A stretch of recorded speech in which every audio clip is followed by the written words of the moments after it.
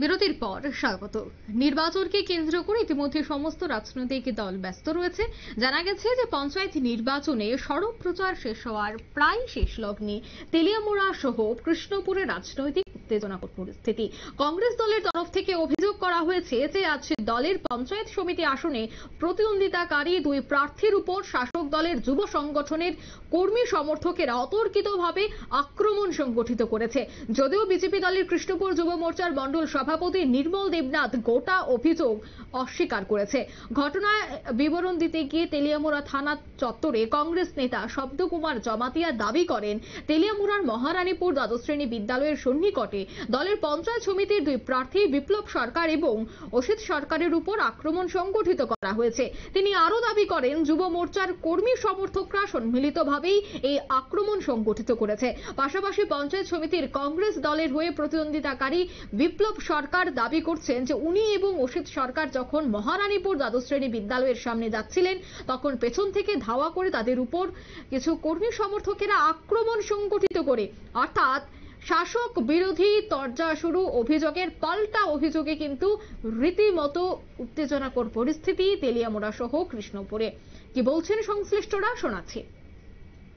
আমি বলবো যে আমরা কোনোদিন যুব মোর্চারা কিংবা ভারতীয় জনতা পার্টি কার্যকর্তারা আমরা কখনো কারোর উপর আঘাত করে রাজনৈতিক করতে হবে সেই উদ্দেশ্যে আমরা চলি না।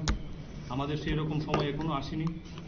আর আমরা আজকে ভারতীয় জনতা যুব মোর্চা কৃষ্ণপুর মণ্ডলে উদ্যোগে আমরা একটা সুবিশাল বাইক র্যালির আয়োজন করেছি। সেই আয়োজনের কাজে আমরা সকাল থেকেই ব্যস্ত হয়ে আছি এবং যে তথ্যগুলো দেওয়া হয়েছে সেটা সম্পূর্ণই ভুল এবং সেটা যদি সঠিক হয়ে থাকে আমি অনুগ্রহ করব যে যদি কোনো জায়গায় তারা সেই সব কাজের জন্য যে গিয়ে থাকে এবং যুব মোর্চারা যদি আক্রমণ করে থাকে তাহলে সঠিক তথ্য খুঁজে বের করার জন্য আমি আগ্রহ করব প্রশাসন থেকে শুরু করে যারা রয়েছেন।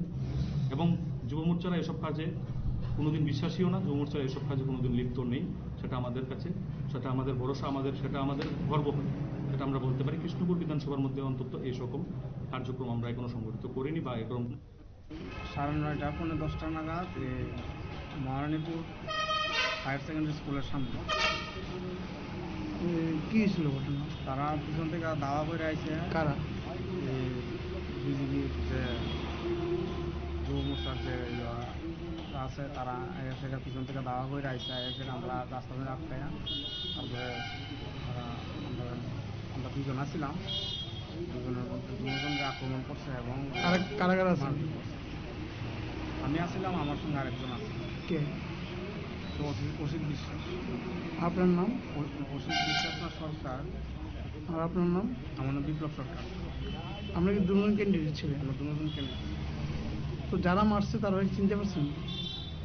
তারা এমনি সারা চিনে কিন্তু নাম জানে না। যুব মোর্চা সম্ভবত যুব মোর্চায়, কারণ যুবক পোলামানি তারা যুবক পোলামানি যুব মোর্চায় কথা আছেন না। আপনারা শুনলেন নেতৃত্বদের বক্তব্য। পঞ্চায়েত নির্বাচনের প্রচারের শেষ লগ্নে কংগ্রেস এবং শাসক দলীয় প্রার্থীদের মধ্যে রীতিমতো একাধিক বিষয়ে অভিযোগের পাল্টা অভিযোগ, মারধরের অভিযোগ রয়েছে। এখন দেখার বিষয় যে পুলিশি তদন্তে কি বেরিয়ে আসে।